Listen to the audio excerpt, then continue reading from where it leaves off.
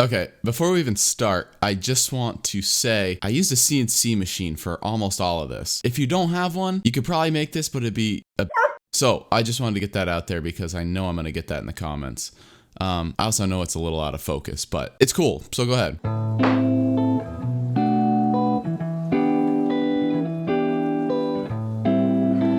Okay, so while that guy is drying, I have here some maple 1x3 that I glued up. I'm gonna be making beer taps out of these, and I'm going to primarily use the CNC for that because I'm in a bit of a time crunch and I gotta get these things done. So the first step is I'm going to shellac one face of these because there's gonna be some engraving and I wanna paint that engraving black. There's gonna be 3 processes on the CNC machine that I do, and I'll explain why I'm doing them in this order and what I'm doing. So the first thing is, like I said, shellac these, mask them. So shellac goes on the front, then a mask, then we engrave them, paint that engraving, and then we'll move on to roughing out another little section of this, which I'll explain, and cutting out that contour. So shellacs first, let's do that. Probably 2 coats, we'll let them dry, and then engrave them on CNC.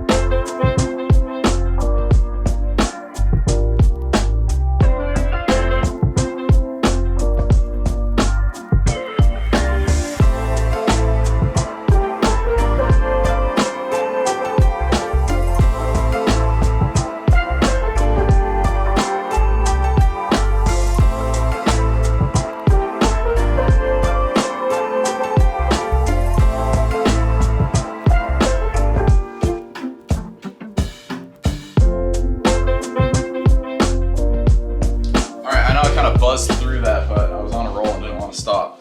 As you can see, we cut out that center portion on the CNC. That's going to be our chalkboard background. You'll be able to see that. We'll be able to write in what brew is on draft there. Also on the CNC machine, cut out that perimeter, cut out the shape, and then I flush trimmed. You know, I only wanted to go down about 3/4 of an inch with the CNC machine because I'm limited by the size of my bit. But if you don't have a long enough bit for that, the easy solution is what I did and just cut out the remainder on the bandsaw and then flush trimmed it. And, I gave it a round over and sanded it, and everything looks really, really good.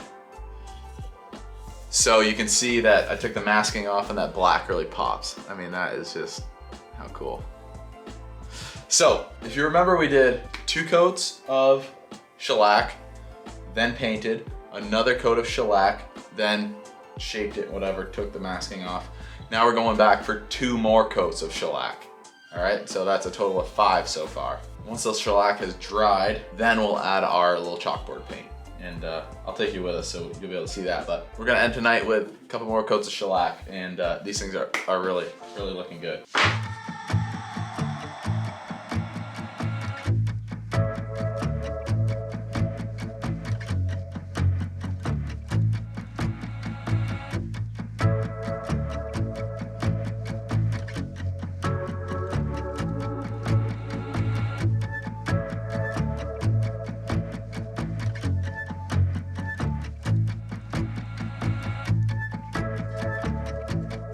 Oh, look at that.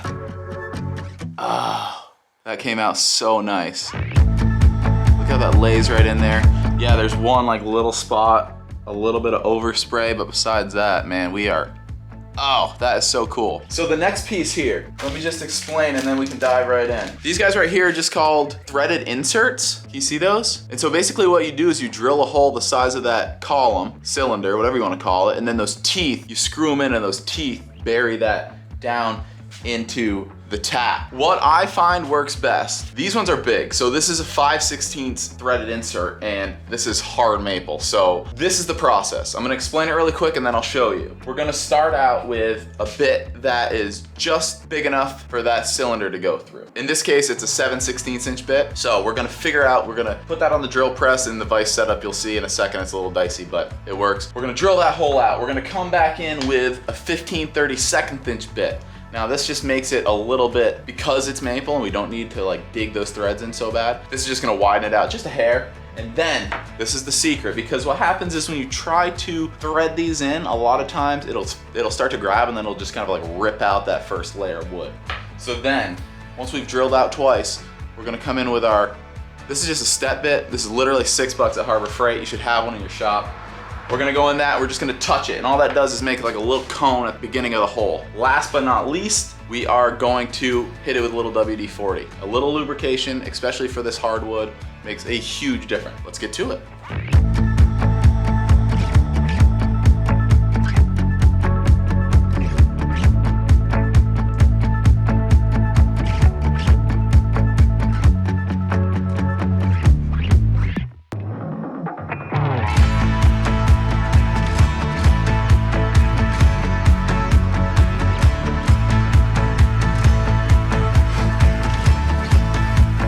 All right guys, that's it. They're done. These things are so cool. I am so pumped about how these turned out. Look at that. I mean, just awesome. So that is gonna be it for this one. The signs are on their way back, but I'll be at the wedding by the time I get a chance to show you, so I'll add those to the end of this video. I'm really glad you guys came along. If you do wanna make something like this and you have questions, please feel free to leave them in the comments. I'd love to answer them for you. With that said, I'm gonna throw a coat of wax on these. These are the last piece of the project. As you can see, I've got some more stuff back there that I made, a little teaser for the next video. I hope you enjoyed. Please subscribe if you're not subscribed, and if you like this video, hit me with a like down there. It really helps out a lot. So, always trust your guide. We'll see you next time. Stay tuned. I gotta go get married. Bye.